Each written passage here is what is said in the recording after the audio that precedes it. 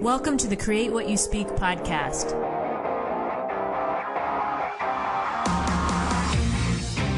Join me as we have a real-life discussion on how to change your life by changing your thoughts. Remember, question everything, trust yourself, and find your truth. Welcome to the Create What You Speak podcast. This week, I'm really excited to be talking with Erhard Vogel about his book, A Dialogue with Death, The Teacher of Life, An Ancient Story for the Modern World. This topic of everything Erhard and I are going to talk about today, we're talking briefly before the show. I say this almost every week on this show about offering different perspectives, offering different ideas, offering different solutions. I don't come into this show, it's not my intention anyway, to come into the show talking at everyone. I want to come to the show with information that is, helps find solutions, and then those solutions leading you to the right action. So Erhard and I, just briefly from our intro conversation, I know this is going to be an exciting and lively conversation this week. So let me tell you a little bit more about Erhard, and then we'll get started. Erhard Vogel is recognized as one of the foremost meditation and self-realization teachers in the world. Born in war-torn Germany, Dr. Vogel immigrated to the United States at age 14. He graduated from the Pratt Institute of Design in New York, and at an early age rose to a respected position in a world-renowned architectural firm. At 31, he set aside a brilliant career in architecture to devote himself to the service of humanity. For 4 years, Erhard traveled the globe on foot, researching the ways in which people of different cultures seek fulfillment. He saw the underlying need in everyone to fulfill their potential. In India, Erhard met two of the world's most renowned luminous masters who welcomed him into their midst and invited him to teach among the Himalayan sages, a rare distinction for a Westerner. He lived for an extended period of time in a Himalayan cave in a remote sacred area. After that, Erhard returned home to address the problems and aspirations of our contemporary society with his teachings. Following this, Erhard founded the Nataraja Yoga Ashram, a not-for-profit organization in San Diego. Erhard's teachings are a unique combination of time-tested wisdom and pragmatic method. His fundamental experiential and systematic approach is based upon sound psychological, physiological, and spiritual principles that make meditation and self-realization practical and attainable. Since 1969, Erhard has taught tens of thousands of students throughout the world. He continues to travel regularly to India and teach among the sages in the Himalayas, where he is recognized as a master teacher. He has authored 4 books, as well as numerous audio recordings of guided meditations and teachings. Erhard currently offers courses on-site and online through the Nataraja Meditation and Yoga Center in San Diego, California. Erhard, I am so excited to have you on the show. Welcome. Well, thank you very much, Sloan. I really look forward to this conversation because yes. I like the premise from which you come. Thank you. Yes, thank you. So I know, I told the audience about you, and I always like to ask you, in your words, who is Erhard Vogel? I am the being that we all share. Mm-hmm.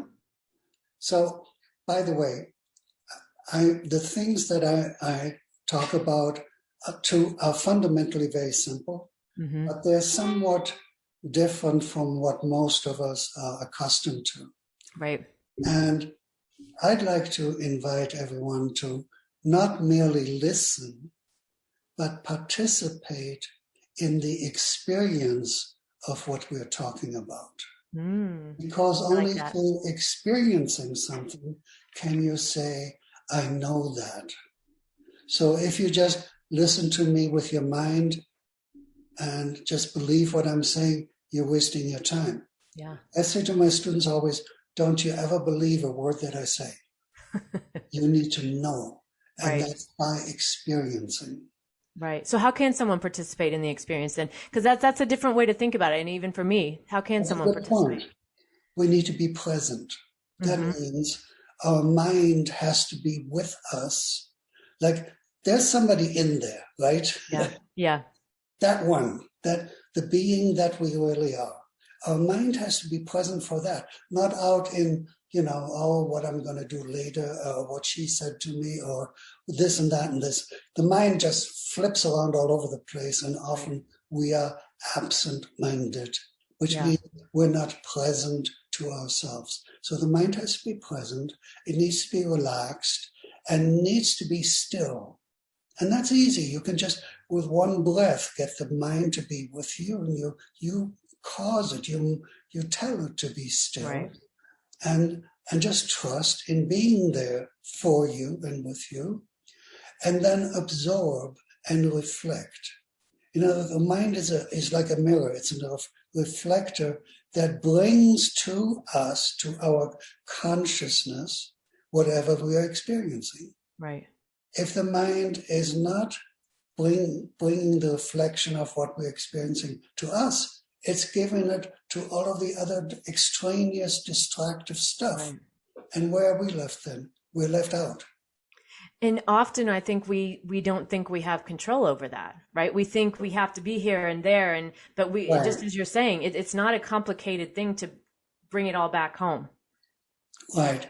There are specific techniques that you can learn that make it happen. You're making a very important point here.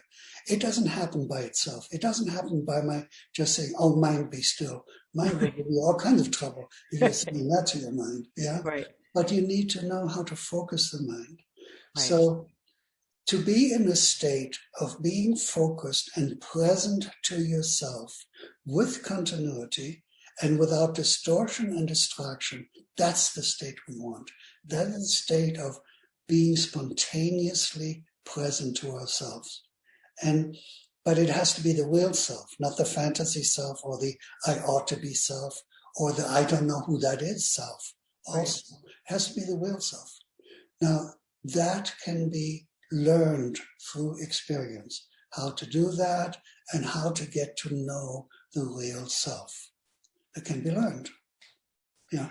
And then what we're talking about, you experience. Everything that we're talking about is about you. It's about the very essence of you. So you can experience, you can trust, you have the ability to experience that. And then just relax and enjoy flowing with the experience. And see what comes up with that too, right? When we're open and free like that, we're able to hear more what's going on inside of us, right? We're able to recognize, we can feel into that rather than being in this reactive state of going here, then going there, like, the mind, like you're saying, going all over the place. Constant arguments to whatever is said. Right. Oh yeah. Yeah. So what you're saying is very true. What we're talking about will resound within you. Right. So this is true. Yes, you'll know that you're feeling. When I say to you right now, you are right now. You are being right now. That's not complicated, is it? Right. It's true. Right. It's self-evident. I can know through my own experience that I am. And so to go back to the question I asked you, who is Erhard Vogel? And your answer was? That I am. that doesn't explain it yet, but it's the true answer. Right. And that's the simple answer too, right? Because anybody else that, that I've asked that question to, we go through, I am the teacher. I am the, the mom. I am the, whatever it is. I'm blonde, I'm rich, I'm poor, I'm angry, I'm sad, I'm depressed. All those are modifiers. They're not really what you are. They are something you put on top of that. Right. What you are is the being that you are, that pure energy of being that you are, without having all that other stuff attached to it. Right. And when you get in touch with that being that you are, then you have a powerful central, like a touchstone, right?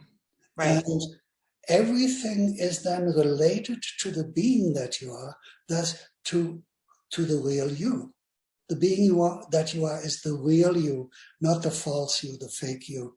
Like I said, the I ought to be, and so on. Right, right. And, when I was reading your website and in the book, and just your story about traveling the world and researching, and doing this on foot and being invited into these different groups that are, isn't necessarily common. What was the catalyst for this? How did you get started on this journey? And, how, again, I feel like these are all such big questions, but I'm really interested in this and this got started for you.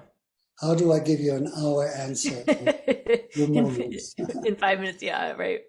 I got really started on honing in about what I consider the most important thing is to have a relationship with the real being that I am when I was 5.5 years old. Wow. And that was weird in some ways because, well, that doesn't usually happen with people.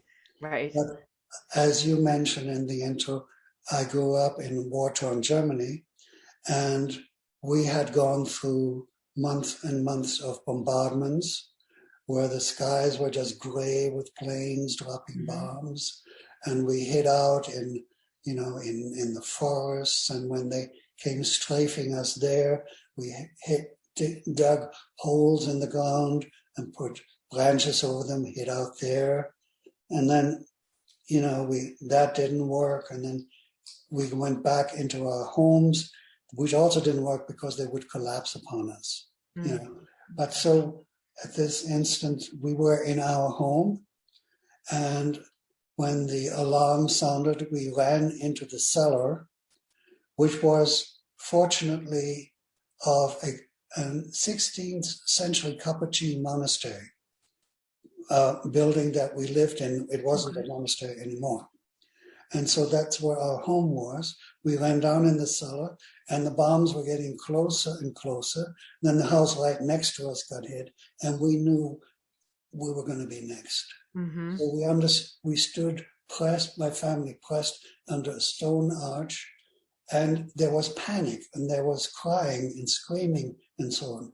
And there was a room next to us. There were like 10 people sitting on benches and wailing and crying and so on. Yeah, oh my gosh, yeah. And as a 5.5-year-old boy, I did not want the panic to take me over because I felt it, how it wanted to rise from my stomach and my heart. Yes. And I didn't want that to take over. I decided that I wanted to be completely present when death hit. Which at 5 years old, oh my gosh. Yeah, it's kind of weird. I thought about this afterwards, but more because I had seen, bodies plastered against walls from the impact of bombs and so on as a little boy. So I wanted to be completely present when death hit so that I could experience myself in this state as that boy and whatever came next.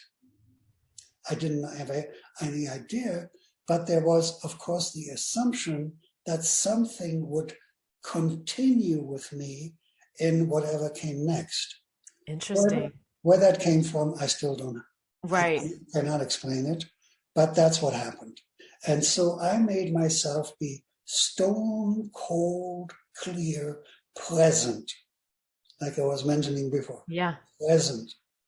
And I wasn't involved in the panic. I wasn't involved in anything except readiness to go into the next realm. And then the bomb hit and the lights came on from the bomb, but also from having been so extremely purely focused, the inner light came on. And the inner light was, I was so involved in it, I did not label it or speak it to myself or so, but it was just there. Then we survived. And the people in the 10, 12 people in the room next to us were all dead. So then we came upstairs and our house was destroyed.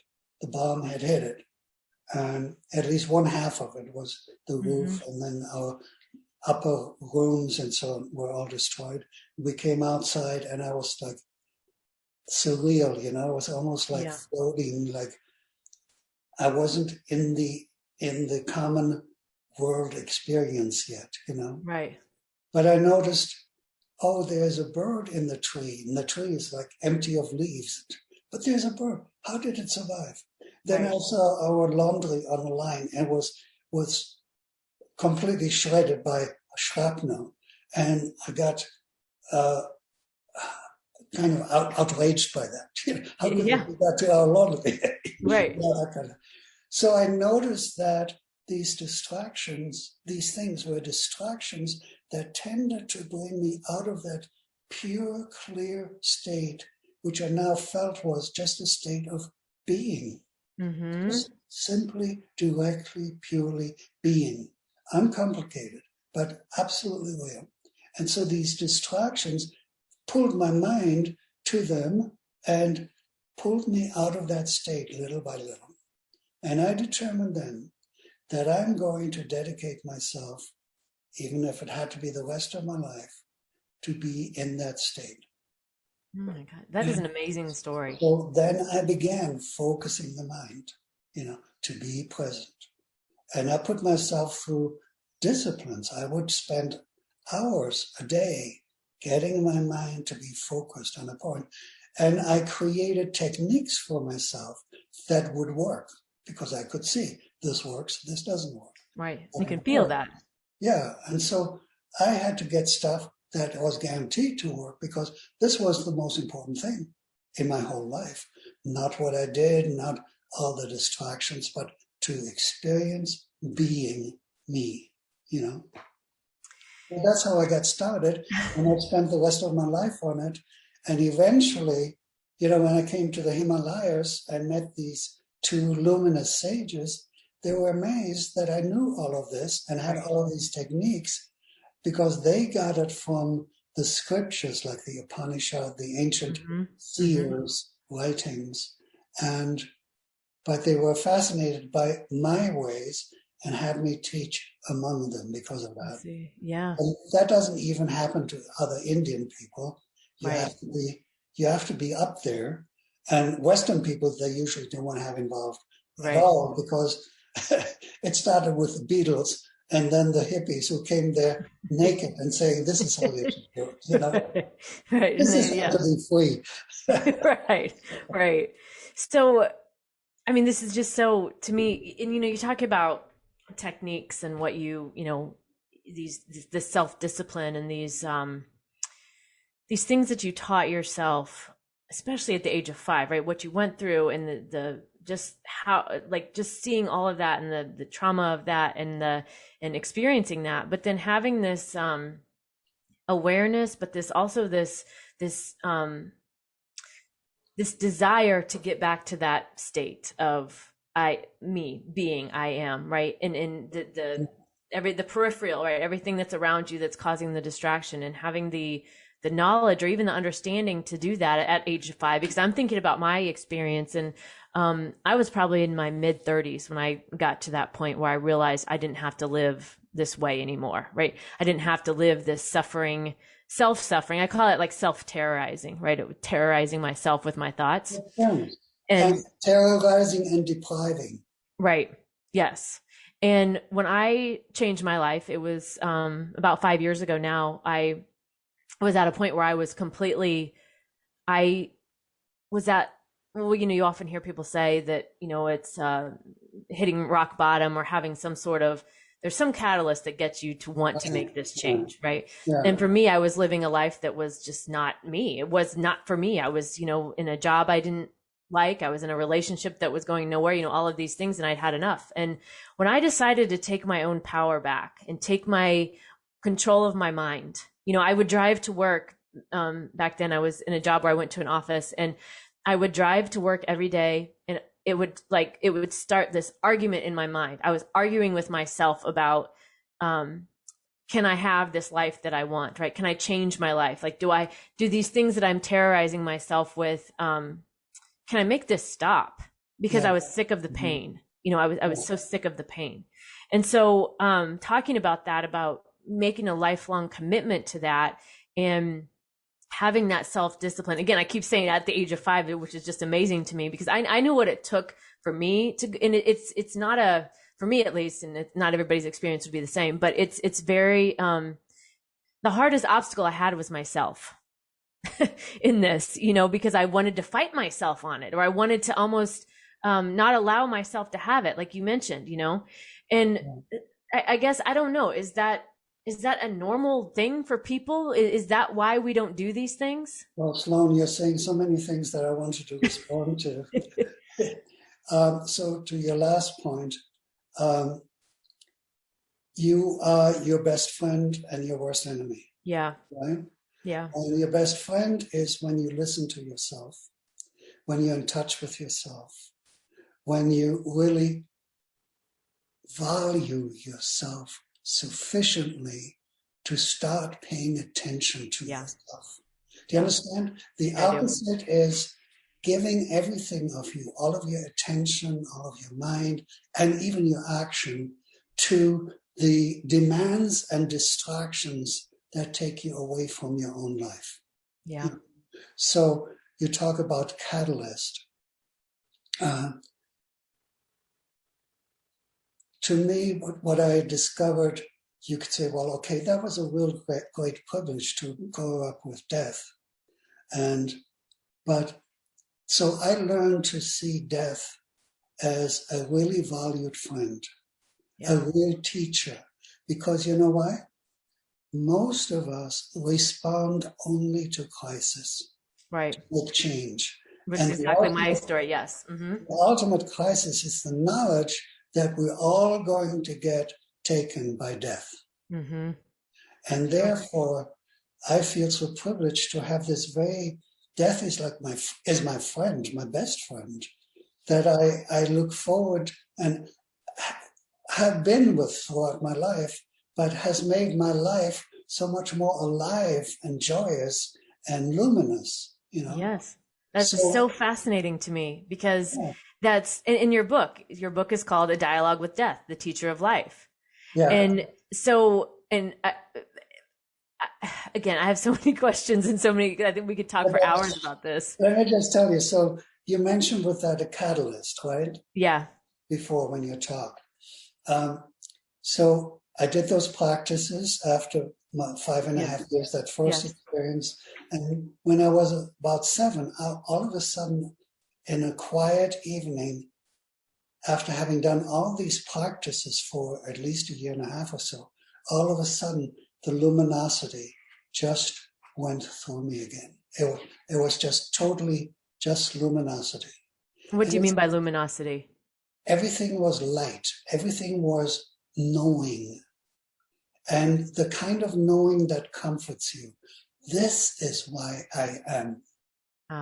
Because that a fundamental question comes up. Why am I alive? To me, it was, why am I still alive? Right.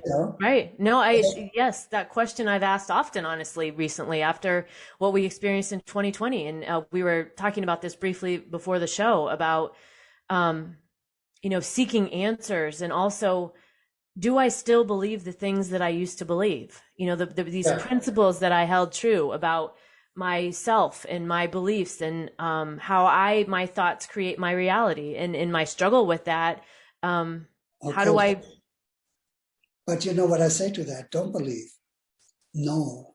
Yeah. Know through real experience. Yeah. And then you can be in reality. There is no your reality. There's no my reality, because if reality were dependent upon us, it would be opinions, it would be belief systems, it would be likes and dislikes, not a reality that is a fundamental foundation of all that is. Reality is what is. Reality is what is, irrespective of likes or dislikes, opinions, prejudices, or whatever. So that is also really interesting. So reality is what is, but then shaped by our perception then? How we view it? No. Reality is what is. Now, the way we can perceive it can be either real or false, or degrees in between. It can often be discolored by our likes and dislikes, right, or our prejudices, our opinions. But when we live that, then we don't live what is. And then it's like we're slogging around in the dark murkiness and living by illusions, living by falsity. That does not satisfy. Right. After all my travels through all those years on foot, living with these people, all over the world, well, many parts of the world, I've come back here and see, I've always read people's energy, right? Even walking on the street and so on. And I've been in some of the nations where, just some lentils and rice and a piece of flat bread is what you get all day, and you're lucky if you get that. So they're impoverished.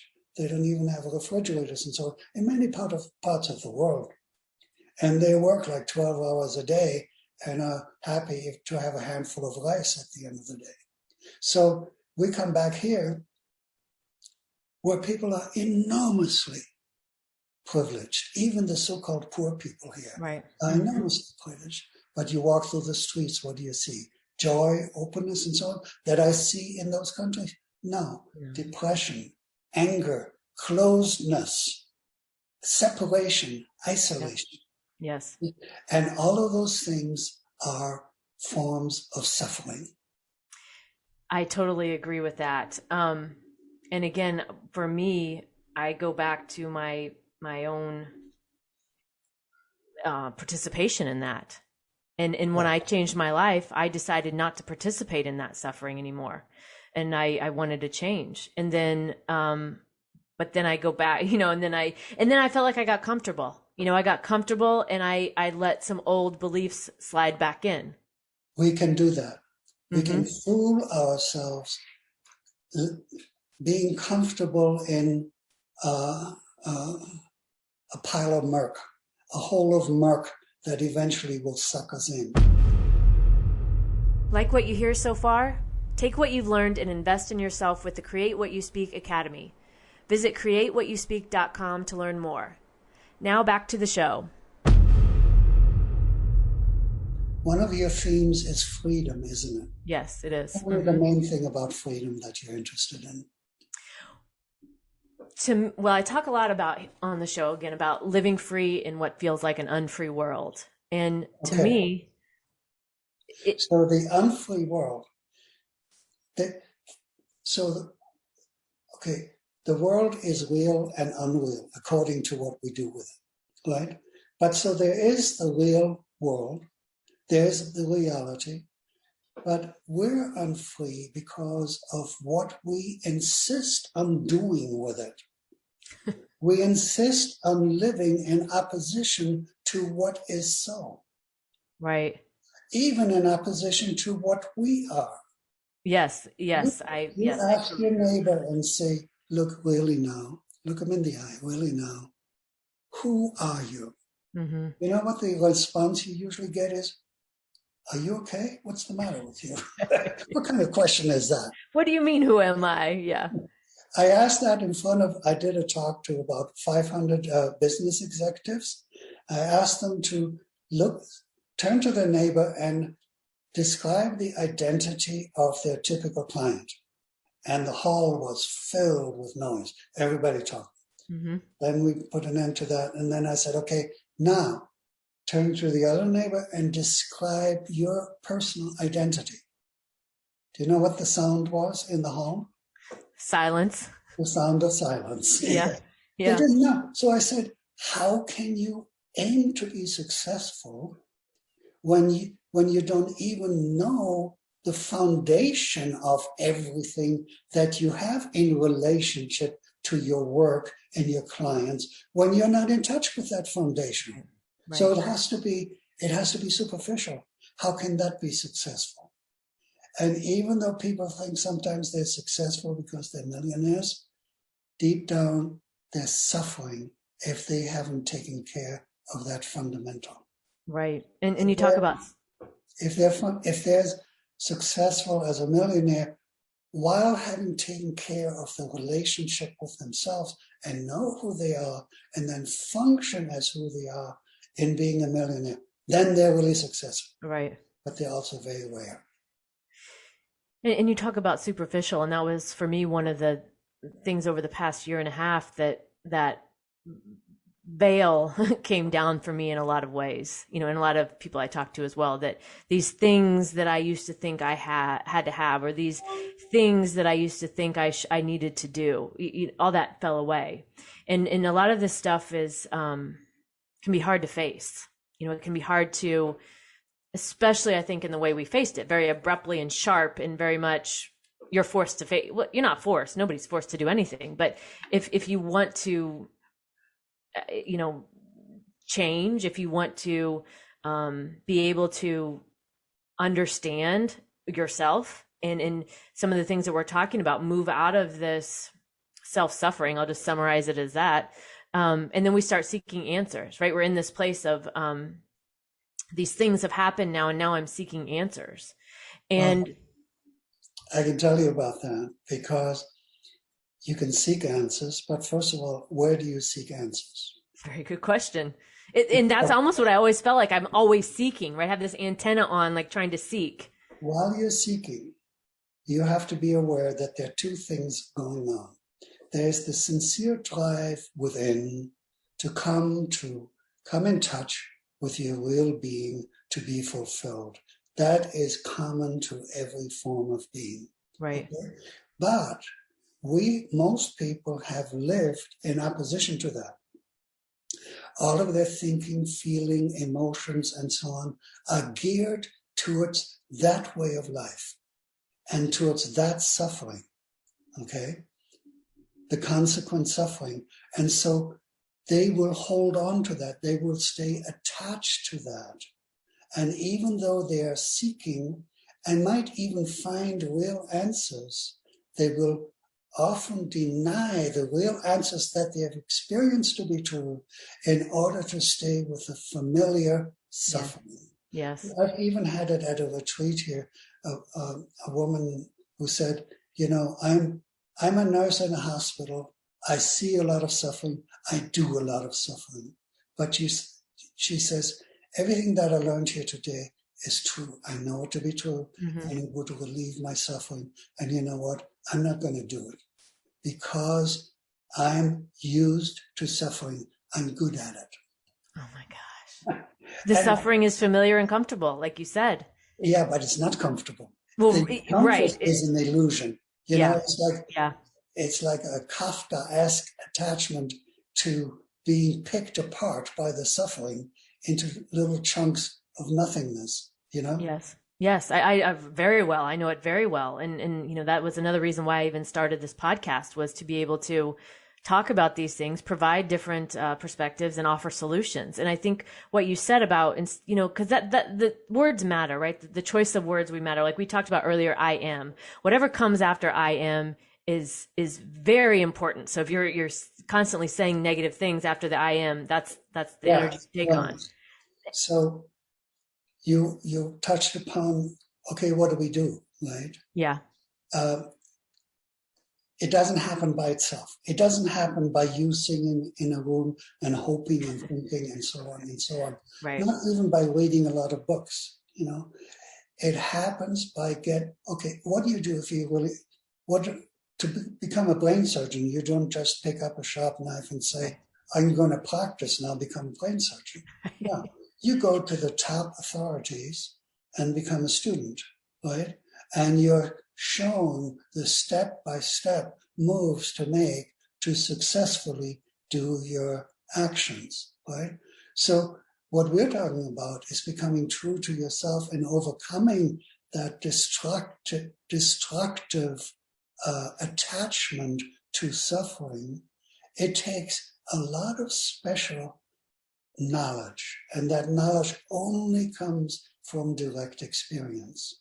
Right. Well, even in my dialogue with death, I'm at the very beginning, I say to the student, to the reader, read this not just like you read a regular book and read on with your mind, but get yourself in the state of focus that we were talking about. Right. Before.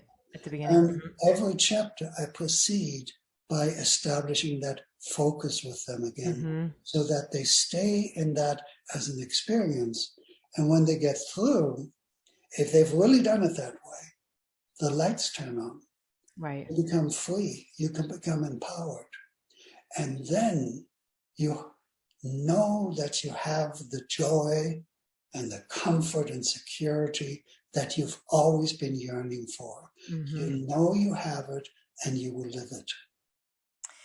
What I love about the book, what you say about it also, is that you wrote it to offer the highest experiences of the being that you are, and to help you realize answers to the most pressing and fascinating questions of human life.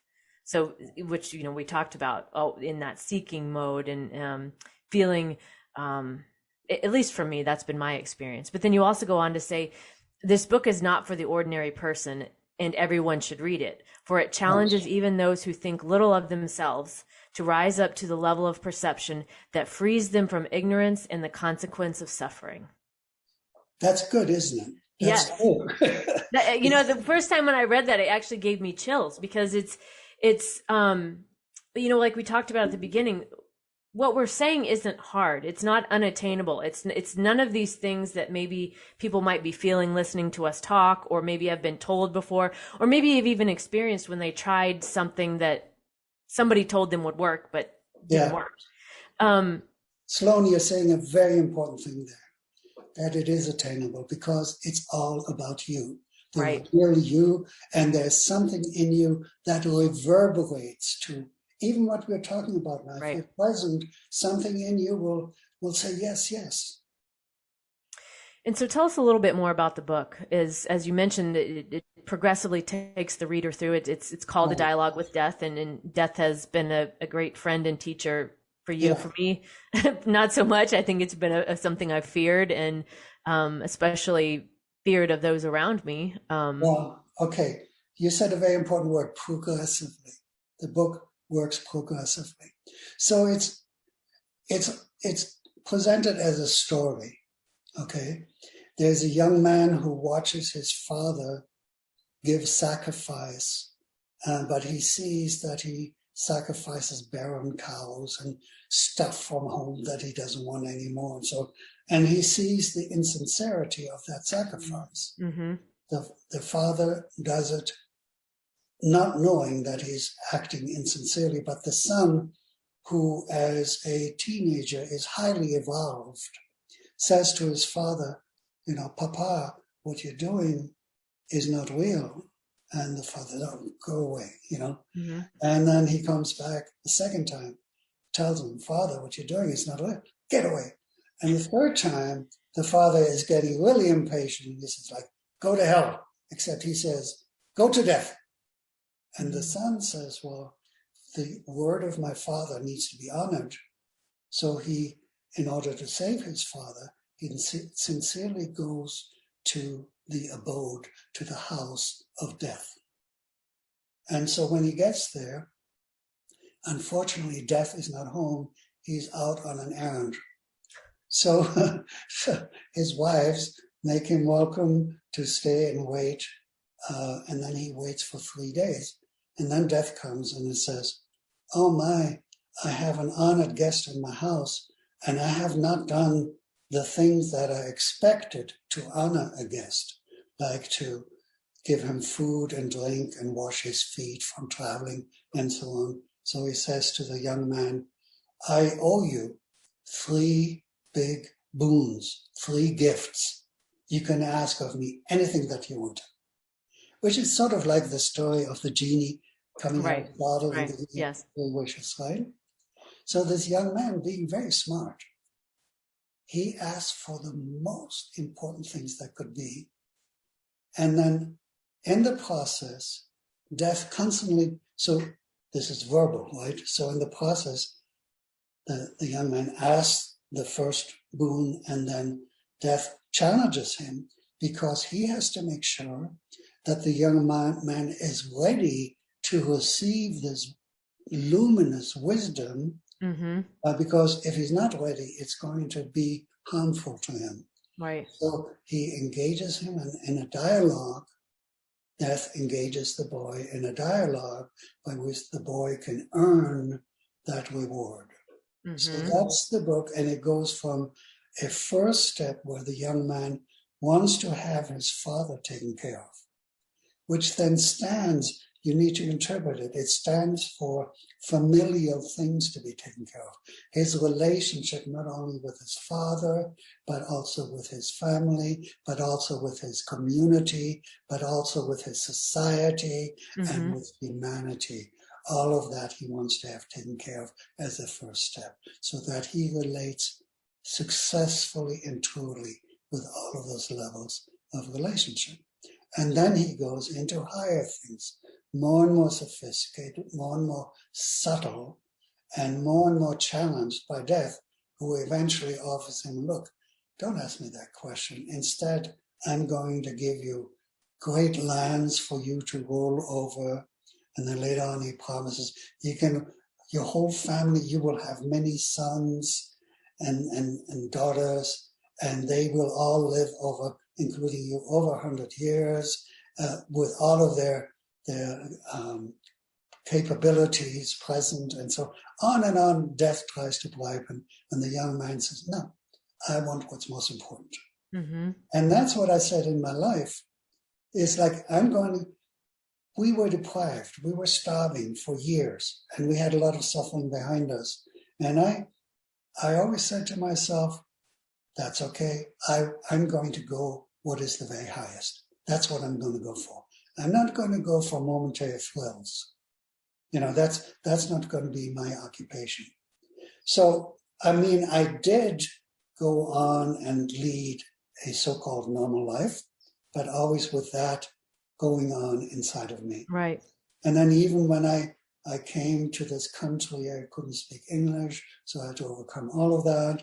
And then I eventually became, like you mentioned, a very successful architect, which I invested a lot in, going to school and all that. But all the time, that was in my mind. Then when I had to really come after all of that investment to success in architecture, I said to myself, there was a building I had designed in Manhattan, which is very rare for a young architect. And Mayor Lindsay had my drawings on television and said, this is going to be a jewel of Manhattan. And I said to myself, that's not what my life is for. Yeah. And the moment I had that recognition, I decided to live my life now purely focused on what my life is for. Now, I'm not saying that you all need to do that, leave everything behind. Right. No, you can do it while you're still focused on the quest to be real and in touch with yourself. You can do it while you're in touch with yourself and do it so much better and more successful. But that's when I took off for 4 years to wander around the world, to share the knowledge I had developed and compare to what other cultures develop and see the similarity, the current of reality that's there for all of us, no matter what language, what culture, what age we are. Yeah. And hearing you talk about that with, it's like, I think of it as it's your operating system, right? If we think about a computer, the system that's running that state of being that you chose to be in and to use, is your decided for yourself. Again, decided, you were intentional doing these things and having it be, that's what's running in the background instead of some of the things, that we've mentioned, like the suffering and the terrorizing ourselves with our thoughts, and things. Right. This is, and again, this topic of, this is such a big topic, and I'll link in the show notes to your book and as well where everybody can find out more about you. But before we wrap up, I just wanted to ask you a couple more questions. We talked about living free in what feels like an unfree world, and in this inner work, as we talked about, it is attainable. I want everybody listening to know that this is attainable. This hopefully is maybe a catalyst, or gets somebody who is slightly interested in this, gives them a starting point, a place to start with to explore this. But in your experience over the years, and your personal experience as well, for people who've been willing to really step up and do this inner work to gain a better understanding of themselves, what what have you seen, or what have you, what sometimes I know in my own life, it feels scary to maybe go a different way than we're feeling, than we're used to doing. So what have you seen in your experience when people are willing to do this type of work? Well, could I just read you something that's at the very ending of the book? Sure. Yes, please do. It's called, that chapter is called The End Beginning. Mm-hmm.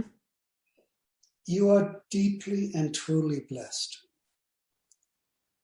Be aware of that. You are blessed for the light that radiates within you and is your very essence, the source of you, that which you are. You have spent long time evolving to this point of being a human being.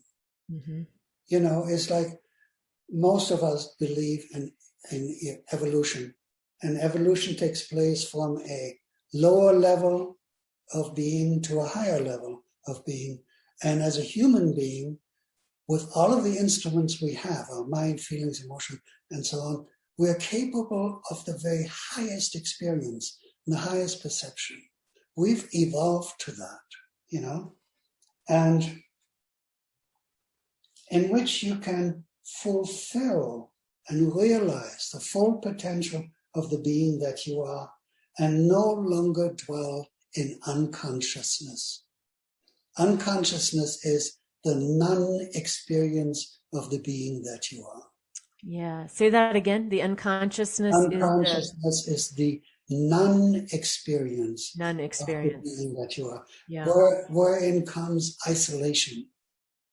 You know what the greatest punishment is for people in jail? Isolation. They get thrown into isolation. Yeah. Most people here live in isolation. That's why they are so suffering with pain and loneliness. Yeah. Yes. Oh yeah. Displacement. I don't even belong here. I don't know what I'm doing here. And so on. But you're so blessed. You don't have to have that. In this lifetime, you have in your grasp the opportunity to never die to your own perception of being you, to dwell consciously in the experience of yourself continuously. Allow yourself to savor joyously and blissfully the gift of light, the light that dwells within you, the light of consciousness, of knowing who you are, by which you have the power to share this luminosity and radiate into the apparent darkness and warm the hearts of fellow beings.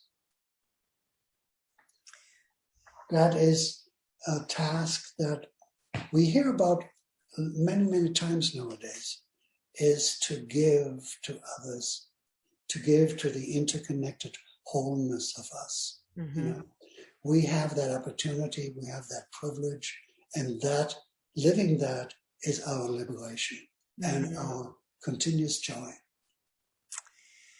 Such an amazing story you have.